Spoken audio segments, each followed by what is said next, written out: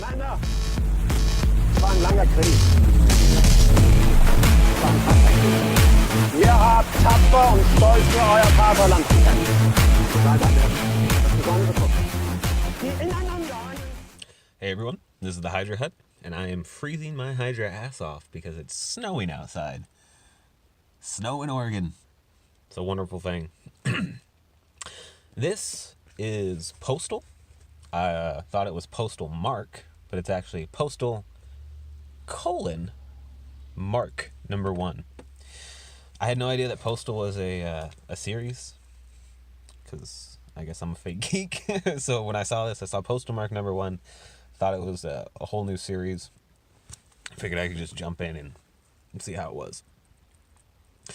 Turns out Postal's been around for a long time. It's an Image comic. Top Cow's doing this one. And it's about a town called Eden, which is where, basically, it's an abandoned town where criminals go to start a new life. And sorry if my voice sounds weird. I'm trying not to shiver, because it is freaking cold out. This is done by Matt Hawkings, who's the one who did Postal.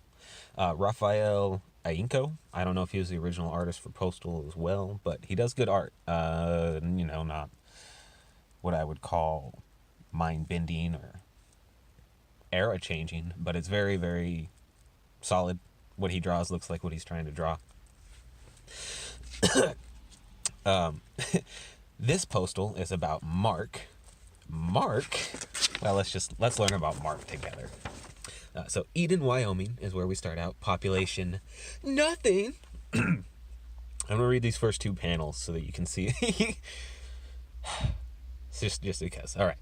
The town of Eden, Wyoming was founded in secret as an off-the-grid haven for criminals, either to establish a new identity or escape from the outside world. Eden was founded by the enigmatic and violent Isaac Schifron, who was nearly killed over a decade ago by his then-wife, Laura, who currently serves as the town's mayor.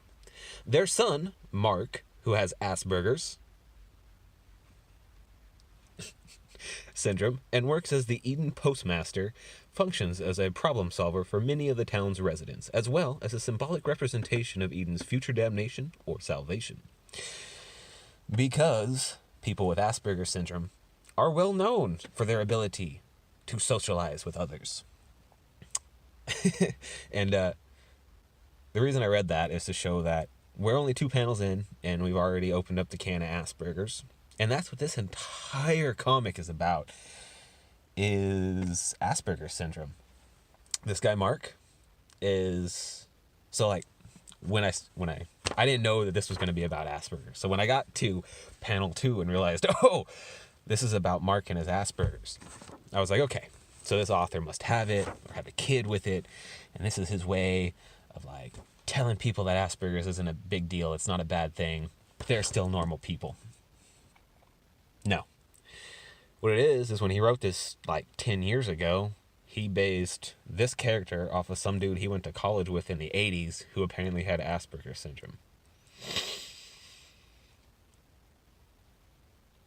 That's it. That's the whole thing. So, the way he's represented in this is kind of funny. It's kind of presented like a PSA on Asperger's syndrome and how it's not really... not a mental illness. It's just a social illness or something. But Mark lobotomizes his dad in this book.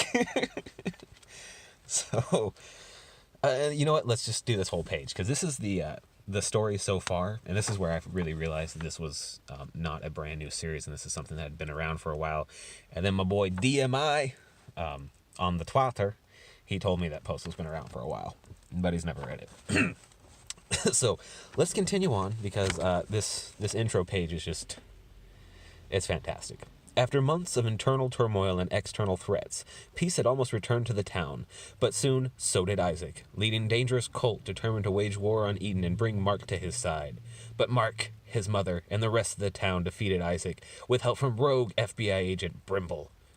Peace came for Eden, but not for Schifron family, or not the Schifron family.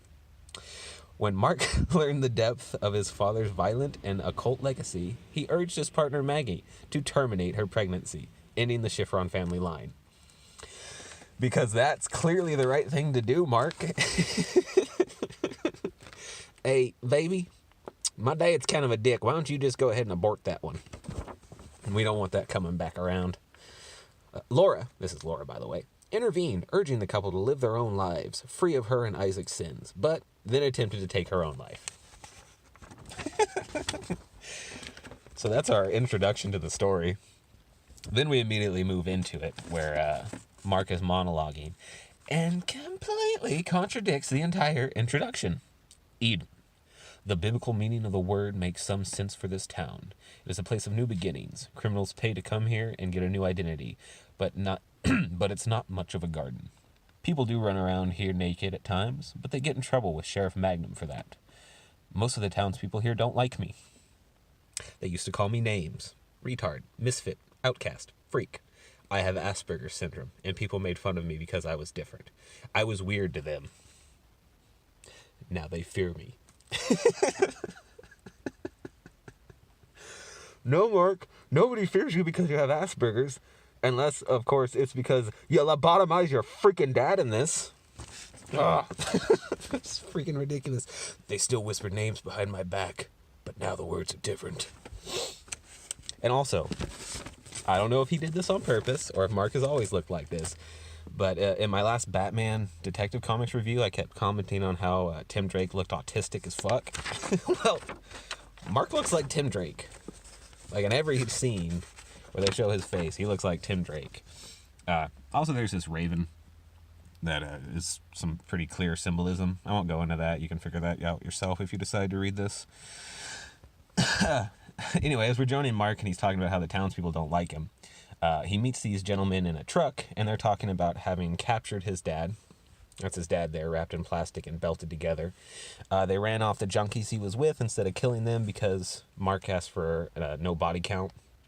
And apparently these people both fear and respect our autistic friend here. But anyway, Mark tells him to take his dad to a basement, keep him secure, don't listen to him. Look, it's Tim Drake. It's Tim Drake. My God, he's so autistic. Couple of junkies. So, after Mark sends his dad off to the basement to be locked up for when he shows up, he goes and talks to his dad, and we get this super awkward relationship, which, you know, that makes sense. Autists are supposed to have some sort of difficulty with social interaction. Here's the problem, though. Asperger's people generally aren't as bad as severe autism. Asperger's, from my experience, it seems like more a lack of empathy and an ability to connect with people on that kind of level. But they go like full-blown, this guy's totally detached from reality kind of thing. Which, yeah, that makes sense. I mean, it's a spectrum, so there's levels. But his wife also comes across as kind of autistic. She it's just some weird dialogue. It's good though. It's just strange. It'll work with your brain. So we get this awkward love scene between Mark and Maggie, and then he goes back to where his dad is being kept. He's wearing his postal uniform, of course. We still get more of this allusions from The Crow. And this is where things start to really get interesting. We find out his dad is hyper-religious, and not in a good way. He's very much occult. And I don't know if they're trying to say religion is bad or if it's just how this guy handles religion. They don't really come across clear on that. He's not just like, I'm a good Christian. He talks about Cthulhu and dark rituals and all kinds of stuff. But basically we find out that this guy just has been completely fucking with Mark his entire life because he wanted him to grow up strong. Or at least, okay. So Mark told us that his dad is a very manipulative person. So everything that the dad says, we should feel a little wary of believing it, just because we know he's manipulative. And we see Mark, he's obviously got some plans for this meeting. The dad is just assuming he's going to be killed. Death doesn't scare him, and he expresses that. He also is trying to piss Mark off so that Mark will lose control. And he makes a lot of jabs at Mark and his family. Then we discover one reason why Mark hates his dad so much, and that's because of something that his dad did to his sister. Oh, yeah, and there's Mark's sister. Typical top cow, titties and all.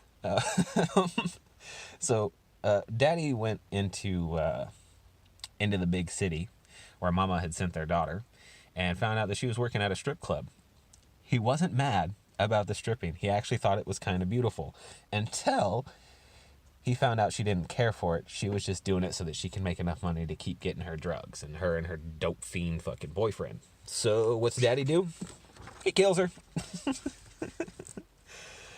He brought her into this world. He took her out. Obviously, Mark's not impressed with that. The dad is just basically saying everything we did for Mark and for his family.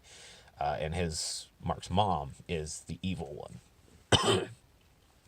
Mark clearly doesn't believe this. We get some history lessons on Mark and his dad's past. And we find out that his dad basically tortured him. I mean, this is part of the torture.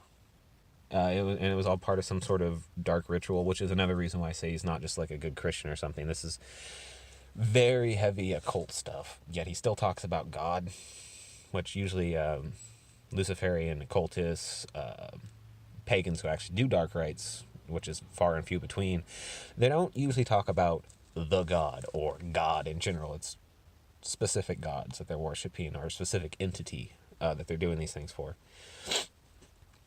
But moving on, because I kind of digressed past the point, we finally get to where Mark tells his dad that he's going to do the one thing to him that he knows will bother his dad, because death means nothing to that man. So he has his boys bring in a box of tools, and he pulls out a chisel, a round chisel. Actually, I think that's supposed to be a flathead screwdriver, but the texturing makes it look like a chisel. Rubber mallet. And proceeds to lobotomize his father to prevent him from being a bad, to fucking fix him. Because without his mind, his dad is nothing. And that's, it's deep in its own way, I guess. It's an interesting take. I like it, though. Anyway, the final page is this weird, awkward scene between Mark and his mom. Well, no, okay, it's not the final page, so I'll go ahead and read it. After lobotomizing his father, it just suddenly jumps to Mark and his mom. Do you love me, Mother? What kind of question is that? A simple one. I've been there for you your whole life. I changed your diapers, fed you, put a roof over your head, took you to clinics all over to see if they could fix you.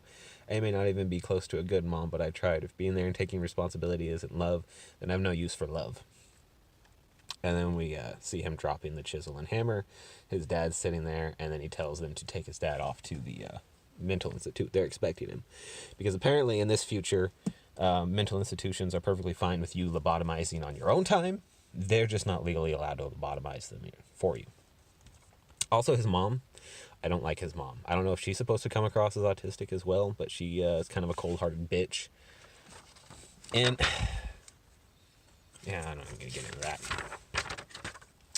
Final page kind of really wraps up this whole thing with the crow and why it's constantly showing up throughout it. And I'm purposely not going to show you that because if you're going to read it, that's interesting enough in itself that I'm going to leave that for you.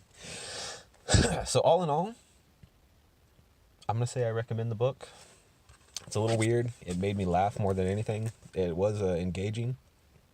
Their take on autism was freaking hilarious. And then, check this out. They give you Science Class Special Edition where they tell you all about Aspergers syndrome. Right? What causes it? Here's the kicker. We don't really know. And they actually bring that up throughout it, that like everybody's just like, well, actually, we don't know what causes Asperger's syndrome. And then they even show you about lobotomies and then tell you to carpe diem. So thanks for that, Matt Hawkins. Yeah, I'm going to go ahead and say I recommend this. It's only $2.99, which isn't bad for, comics these days. Hail Hydra, baby.